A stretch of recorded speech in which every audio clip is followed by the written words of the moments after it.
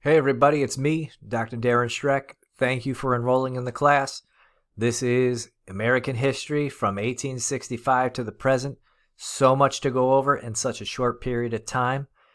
Just to give you some background on some things here, if you go to your modules, you'll see that I'm going to have an important links module for you, and then also a week by week module as well. So right now we're finishing up with week 1.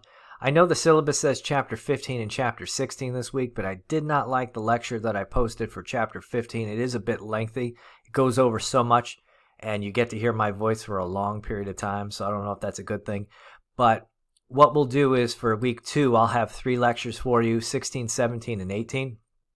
And then there will be quizzes posted this Friday. Quizzes will be posted every Friday. And those quizzes will be open book, open notes, and 20 multiple choice questions each. There is a discussion board every week too. Don't forget to have one peer response, which means you respond to me and then you respond to somebody else in the class. We try to keep it as legit as possible. We keep it above board. I know that people like to voice their opinions on the discussion board. I try to keep politics out of the class.